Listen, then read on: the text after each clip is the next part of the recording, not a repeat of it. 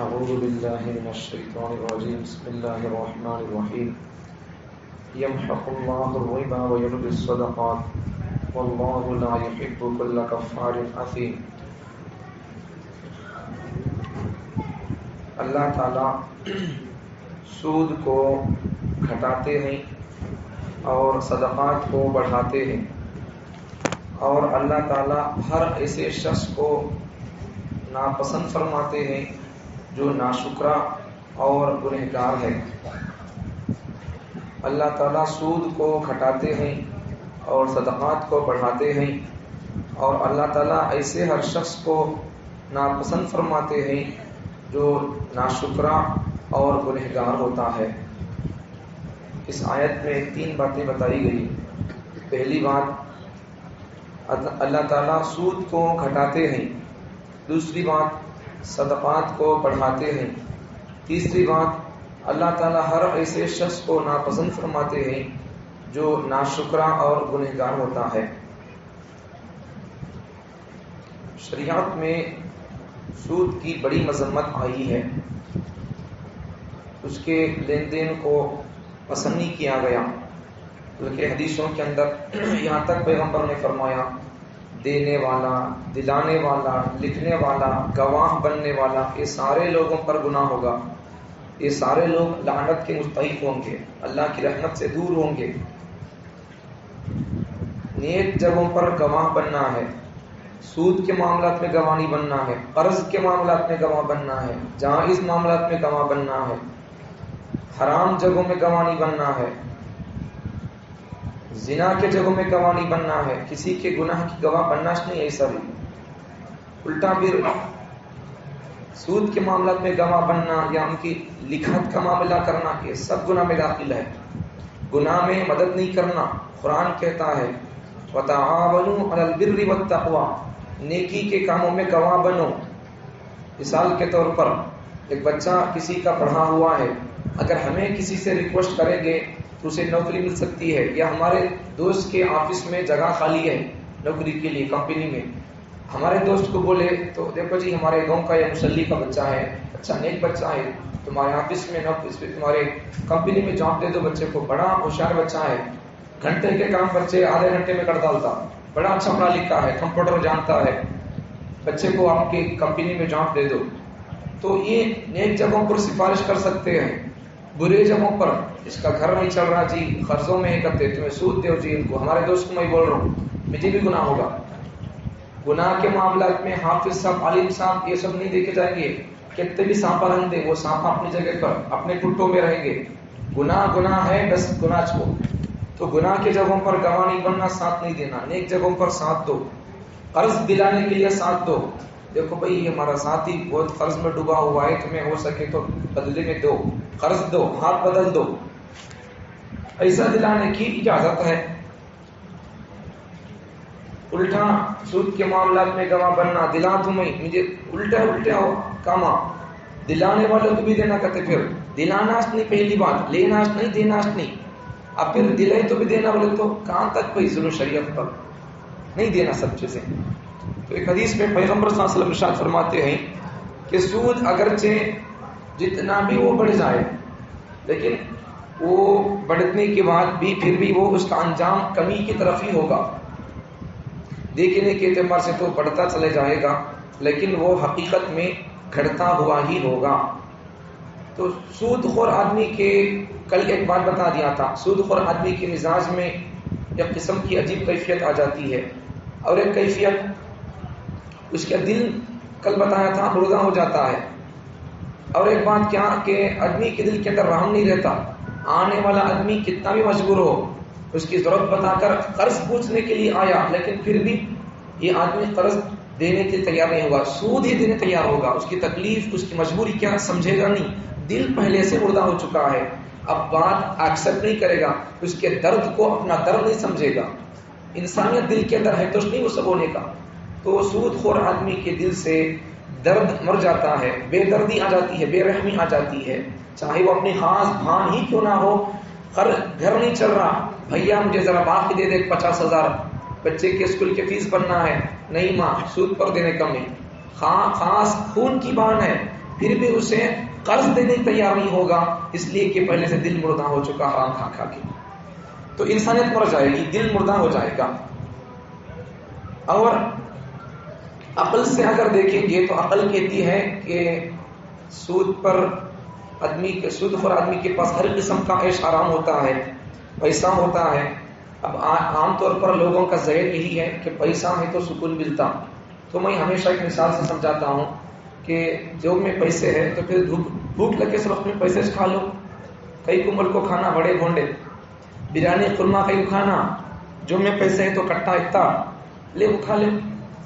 تو پیسے اصل میں کھائے نہیں جاتے، پیسوں سے کھانے کی چیز کو خرید کر کھایا جاتا ہے.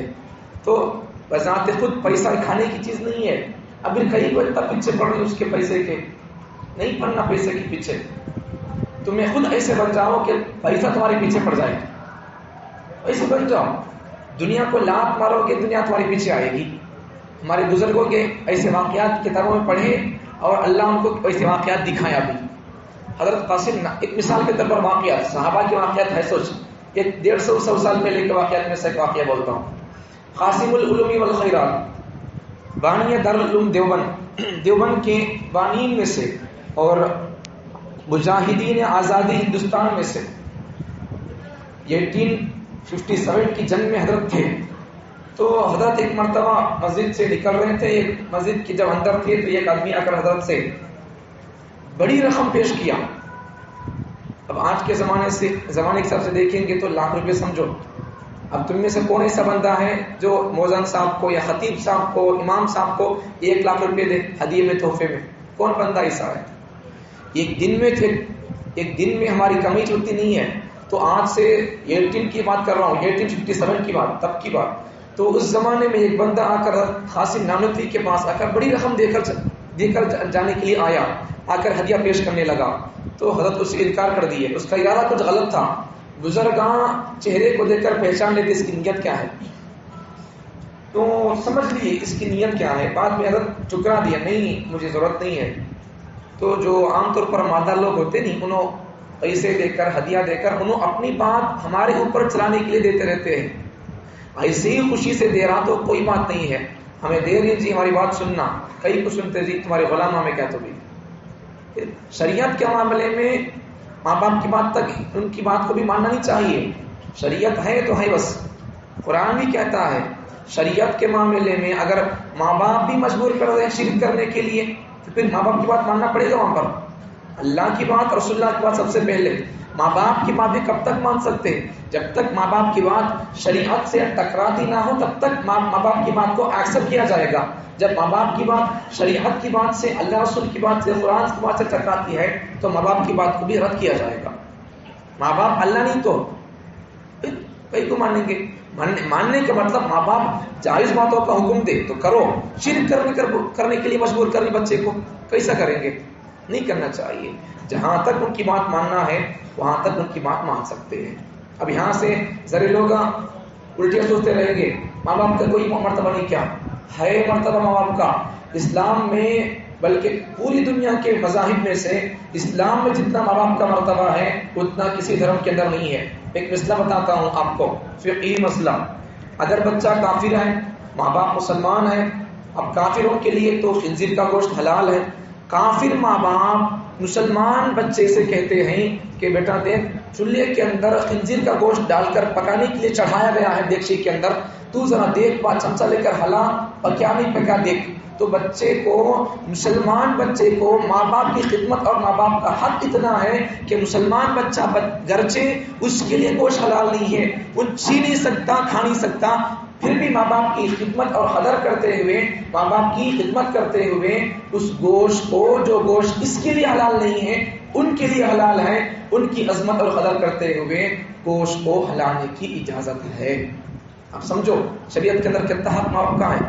تو الٹے سوچنا نہیں، ماں باپ کی قدر نہیں کرو بول رہی، میں کب بول رہا قدر رکھو کرو بول کر، کب بول رہا ہوں میں؟ شریعت میں جو ہے بس بول رہا ہوں، شریعت کی بات ہے یہ. اب آپ کافر ہوں، خنزیر کا گوشت پکا رہے ہوں، بچے کو بولے مسلمان بچے کو کہ ہلانا تک اجازت ہے، کھانے کی چکنے کی اجازت نہیں ہے. اب یہ کیا ہے؟ یہ اسلام میں ماں باپ کا مرتبہ ہے. تو اسلام میں ماں باپ کا مرتبہ ہے، ان کی بات ماننا چاہیے. لیکن ان کی بات کب تک ماننا؟ ماں باپ بول رہے داڑھی کہیں کو بیٹا منڈا ڈال، نہیں منڈائے گا، دودھ معاف نہیں کریں گے، خون معاف نہیں کریں گے، معاف نہ کو کرو، اسے بولتے اللہ بولے کیا معاف کرو بول کر؟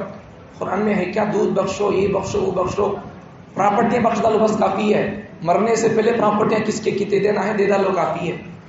نہیں دیتے بچے خود ماں باپ کو جنازے اٹھا دیتے، ان کے گلے کاٹ دیتے، پھر وہ سب کہیں کو بھائی۔ بہرحال بچوں کے بارے میں، ماں باپ کے بارے میں کہ ماں باپ کی خدمت کا اسلام کے اندر مرتبہ ہے، لیکن ماں باپ کی بات کب تک ماننا؟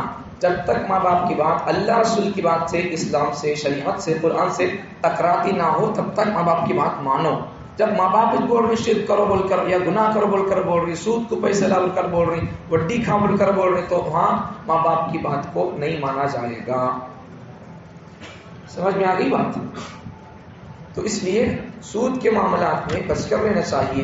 معلوم نہیں ہے تو پھر اپنے موجودہ اپنے مسجد کے اماموں سے یا مفتیان کرام سے یا آپ کے خاندان، جیسا ایک بات بولتا ہوں، دیکھو جیسا ہمارے خاندان کے لیے کوئی بندہ فیملی ڈاکٹر ہوتا ہے، ویسا ہمارے گھر کا کوئی فیملی عالم بھی ہونا چاہیے۔ کیوں؟ فیملی ڈاکٹر ہوگا تو جسمانی علاج ہوگا، اگر فیملی عالم ہوگا ہماری آخرت کی تربیت اور علاج ہو سکتا ہے، عقائد درست ہو سکتے ہیں، معاملات اچھے ہو سکتے ہیں۔ ورنہ پھر فیملی ڈاکٹر نہ ہو جان کا خطرہ ہے، فیملی عالم نہ ہو ایمان کا خطرہ ہے۔ کس کا بڑا مرتبہ ہے؟ جان کا ہے، ایمان کا ہے۔ تو اس لیے جان کا اگر ہمارے پاس ذرہ بھی اگر قدر قیمت ہے، ذرہ بھی اگر ہمارے پاس ہے، تو پھر اپنے فیملی عالم کو آپ بنائے رکھیں۔ فیملی عالم کو مطلب گھر کا عالم نہیں، بچہ وہ نہیں، وہ ہے سوچ نہ سوچو۔ اب وہ کتے لوگ ہم میں سے اپنے بچوں کو عالم بنانے والے ہیں، تو اپنے بچوں کو عالم بناؤ یا نہ کو بناؤ، لیکن کم سے کم اپنا رابطہ ایک عالم سے رکھو، جس کے علم پر تم کو بھروسہ ہے، اس سے آپ رابطہ رکھو۔ اپنے گھر کا ہر مسئلہ، چھوٹے چھوٹے مسئلے نہیں، چھوٹے چھوٹے مسئلے، بڑیا ڈال سکتے کیا حضرت، بڑیا دال کو کھا سکتے کیا؟ اب مجھے ایک بچہ آ کر پوچھا یہ مسئلہ، ان کے باپ دادا ہے نہیں، کہیں کو بولنا سود میں مبتلا ہے۔ اب بچے کا سوال اچھا ہے، بچے کو میں ایکسپٹ کر کے سلام کروں گا، ہیڈ سے پوچھیں، بچہ چھوٹی چھوٹی بات پوچھ رہا، لیکن بچے کو بھی چاہیے اور بچے کے ماں باپ کو چاہیے کہ وہ آ کر پوچھیں کہ مولانا میں سود کھا رہا ہوں، کھا سکتا ہوں کیا؟ لوگوں کو میں اتنا دے کر اتنا لیتا رہتا ہوں، لے سکتا ہوں کیا؟ یہ پوچھنا چاہیے۔ بچے کے لیے اچھی بات ہے، بچہ ایسا ہر ایک بات اگر پوچھتا رہے گا، بچپن سے اگر پوچھنے کا مزاج ہے تو بڑے ہونے تک اگر یہ بچہ علماء سے کانٹیکٹ میں رہ کر ہر بات پوچھتا چلے جائے گا تو اس کا ایمان سلامت رہے گا، دنیا بھی اس کی اچھی بنے گزرے گی، آخرت بھی اس کی اچھی گزرے گی۔ تو بچوں کی بات نہیں ہے، بڑوں کے لیے پیغام ہے کہ بڑے لوگ اپنے وقت کے، اس وقت کے جن پر آپ کو بھروسہ ہے، جن کے علم پر انہوں سچی بات بولتے ہے، سوچ بولتے، گرچہ ہم کو دل کو چیر دیتی ہے بات، حق بات ایسی ہی ہوتی ہے، یہ ہمارے فطرت اور طبیعت کے تو خلاف ہو سکتی ہے لیکن ہماری تربیت کے خلاف بات نہیں ہے۔ گولی $65 یا $60 کڑوی ہی ہوتی ہے لیکن ہماری طبیعت کے مطابق ہوتی ہے۔ ویسا ہی سود کھاؤ نہ کو بول کر بول رہی یہاں سے، تو پھر وہ بات آپ جو کھانے والے لوگ ان کو ایکسپٹ نہیں ہوگی، دل میں نہیں اترے گی اور سننا بھی جی نہیں چاہے گا۔ یہ ہماری طبیعت کے مزاج کے مطابق تو نہیں ہے لیکن ہماری طبیعت کے مطابق ہے، شریعت کے مطابق بات ہے۔ جیسا ڈولو طبیعت اور زبان کے لیے کڑوی ہے لیکن اندر کی بخار کو دور کرنے کے ڈولو ہی ڈالنا پڑے گا، ویسے ہی سود کو کھاؤ، یہ ہماری طبیعت کو بات ہضم نہیں ہو رہی ہے لیکن بات شریعت کی ہے، تربیت کی ہے، اسلام کی، اسے ایکسپٹ کر کے قبول کر کے اسے ماننا ہی پڑے گا۔ سمجھ میں آ رہی بات؟ تو اس لیے سود خور آدمی کو اللہ تعالیٰ ایسے کر دیتے ہیں کہ اس کے پاس پیسہ بہت بھی ہوگا لیکن اسے قلبی سکون اور ذہنی سکون نہیں ہوگا۔ تو پیسوں سے سکون نہیں ملتا، پیسوں سے علم نہیں ملتا، پیسوں سے آدمی چشمہ تو خرید سکتا ہے لیکن بینائی دیکھنے کی طاقت خرید نہیں سکتا۔ پیسوں سے آدمی اے سی لگا سکتا ہے، کولر خرید سکتا ہے لیکن چین سکون نہیں خرید سکتا۔ پیسوں سے آدمی نیند کی گولیاں خرید سکتا ہے لیکن نیند خرید نہیں سکتا۔ ایسے ہی ہر چیز میں آپ قیاس کرتے چلے جائیں، دوا خرید سکتا ہے، علاج اور اسے دور کرنے کی چیز خرید نہیں سکتا۔ گولی ڈالتے ہی جانا بول کر کیا ضروری ہے؟ اگر اللہ عذاب دے دیا ہے تو پھر عذاب کہاں جائے گا؟ نافرمانیاں کر کر کے اللہ کو بندہ ناراض کر دیا، اللہ سود کو کون بول رہے، بندہ کھا کھا کے اللہ کو ناراض کر دیا، اللہ چانس دیتے پہلے 21 بار اللہ پکڑتے نہیں، ڈیل دے کر لا آخری پکڑنے کا. تو بندہ نافرمانی کرتے کرتے کھاتا چلا گیا، یا پھر نہیں کرنے کے کام بہت سارے کر دیا، اب اللہ کا عذاب آ گیا تو پھر گولی کام نہیں کرے گی. اس لیے اللہ کے عذاب ہمیں نازل کرے سکتے وقت خراب کام نہیں کرنا. اب اللہ بول رہا لوگ کو کھاؤ بول کر، تو کیا کرنا؟ ہماری اخلاقی فریضہ یہی ہے کہ ہم چھوڑ دینا چاہیے، نہیں کرنا چاہیے، یہ سب چیزیں نہیں کرنا. کھائیں گے تو پھر کیا ہوگا، کیا بھی نہیں ہوگا. یہ سب ہمارے نمازیں تلاوتیں، یہ سب بیٹھ کو سننا گننا سب نہیں. یہاں سے سن کر یہاں سے چلے جائے گا. اب یہاں سن کو یہاں کب اترتا بولو؟ وہ سب نہیں کھاتے رہیں گے تو یہاں سن کر یہاں اترتا رہتا. وہ سب کھاتے رہیں گے تو پھر سننے کو بھی دل نہیں چاہتا، سننا بھی لوگ پسند نہیں کریں گے. کئی کو پسند نہیں کریں گے، بولو ہمیں کھا رہی نو ہمارے کو ٹارگیٹ کر کو بول رہی، کسی بھی ٹارگیٹ کر کو نہیں بول رہی. ان جو ٹارگیٹ نازل کیا قرآن مجید میں وہ ٹارگیٹ ہمیں بیان کر رہے ہیں. سمجھ میں آ رہی بات؟ ہمیں کسی کا کھاتے نہیں، کسی کا گاتے نہیں. ہمارے کو کسی کا کھانے کی ضرورت نہیں ہے، کسی کے گانے کی ضرورت نہیں ہے. ہم اس کا کھائیں گے، اس کا گاتے رہیں گے. یہ اس کا کلام ہے، اس کا پرچار اور پیغام اس کے ماننے والے مدوں تک پہنچاتے رہیں گے. اللہ تعالی ہم تمام کو اس کا پیغام سننے اور اس کا پیغام سمجھنے، اور ان جو کھاؤ بول رہا حلال کھاؤ بول رہا تو اسے کھانے کی توفیق عطا فرمائے. حرام کو کھاؤ بول رہا، اسے قریب جاؤ نہ کو بول رہا تو بھی اس سے بچ کر رہنے کی توفیق عطا فرمائے.